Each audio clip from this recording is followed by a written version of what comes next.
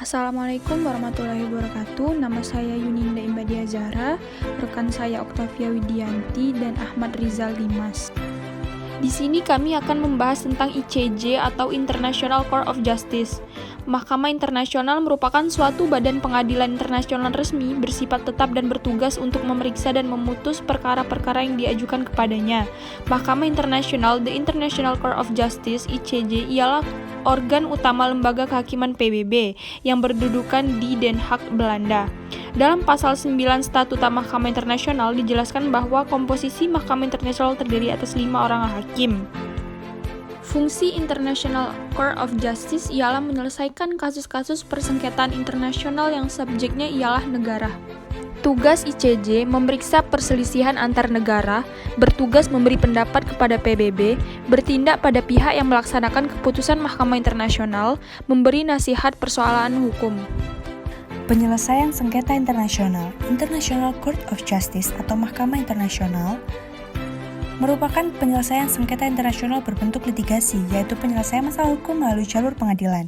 Secara umum, ada beberapa cara untuk menyelesaikan sengketa internasional. Yang pertama, arbitrase. Arbitrase adalah salah satu cara alternatif penyelesaian sengketa yang telah dikenal lama dalam hukum internasional.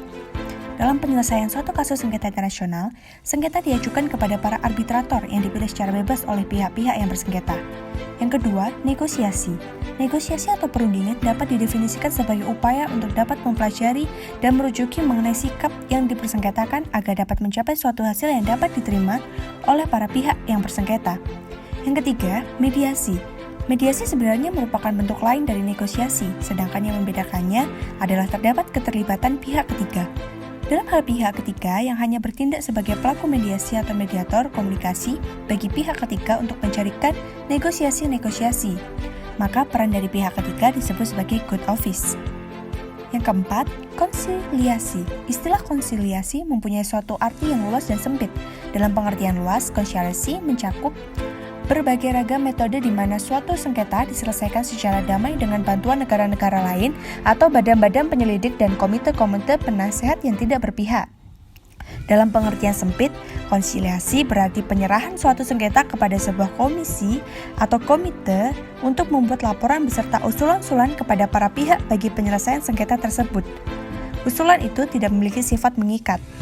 Yang kelima, penyelesaian yudisial. Penyelesaian yudisial berarti suatu penyelesaian yang dihasilkan melalui suatu pengadilan yudisial internasional yang dibentuk sebagaimana mestinya dengan memperlakukan dari suatu kaidah-kaidah hukum. Peradilan internasional, penyelesaian masalah dengan menerapkan ketentuan hukum yang dibentuk secara teratur. Pengadilan dapat dibagi ke dalam dua kategori, yaitu pengadilan permanen dan pengadilan ad hoc atau pengadilan khusus. Pengadilan internasional permanen contohnya adalah Mahkamah Internasional atau International Court of Justice. Kasus penyelesaian sengketa simpadan dan likitan oleh Mahkamah Internasional. Sengketa simpadan dan likitan adalah persengketaan Indonesia dan Malaysia atas pemilikan terhadap kedua pulau yang berada di Makassar, yaitu Pulau Sipadan dan Pulau Likitan. Sikap Indonesia semula ingin membawa masalah ini melalui Dewan Tinggi ASEAN, namun akhirnya sepakat untuk menyelesaikan sengketa ini melalui jalur hukum.